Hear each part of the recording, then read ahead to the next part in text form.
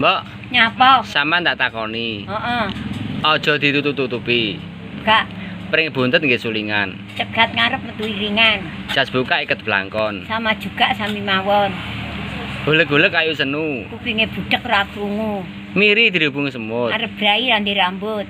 Cipir merambat kawat. Ora mampir ketara liwat.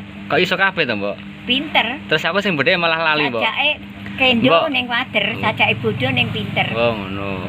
Terus nyangking ngember kiwa tengen. Lingguh jejer nggih mbok kangen. Terus pring buntet nggih sulingan. Cegat ngarep metu iringan. Golek-golek kayu senu. Ya ben kupinge budhek ora krungu ya ben. Ngono berarti beras ketan lho. Nah, sajake waras edan. Mas Pawiro, piye, Mbok? Goreng kopi gosong. Terus Mas mampiro kamar mburi kosong. oh, ngono. Kuwi taun 50. Lelek ireng-ireng nang jero bak. Atine seneng ngemu sak emblak. Lelek aku roh napa yo kirinjing ada sabun. Gulune menjing munggah medun. Ngono Mbak. Apa? Celeguken, Mbak. Heeh. Andeng-andeng nek dhuwur lambe aja Heeh. dipanteng wis enek sing duwe. Ya timbane diklek kecemplung kalen. Timbang golek wong balen. Ayo, apa? Sapa neh, Mbak ya? Apa neh? Ya tuku jagung sak klobote. Ambung sak nyongkote. Waduh, mati aku. Apa neh kita bik tuan betul. Nah, diomongi ya. Senenganku. Aku lek kuwi mari isin arep ngomongne, tapi tuan betul. Ya, Mbak aja ritek, Mbak sing rahasia kuwi. Karo ibuke.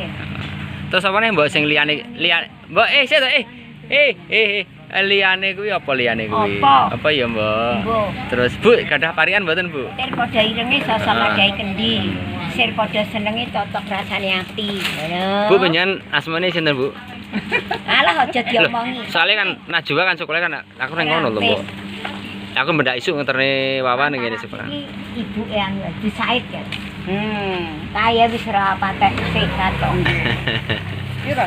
160. Mbak umure sampean saiki 91. Heeh, dilungkas wis 92.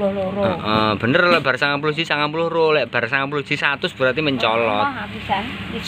Sok kira-kira umure 100 apa piro, Mbak? Wah. Mah ya wis. Dilungkas leren. Dilungkas leren. Tapi ya panggah anu, Mbak. Jenenge ora nyebut ya apa jenenge? Apa? Ora nyebut ya singkat pariane piye? Gua ora nyebut. Ora nyebut ya piye? Wah, lali kabeh, Mbak. Wis cukup sampeyan Mbak ngot astel, Mbak.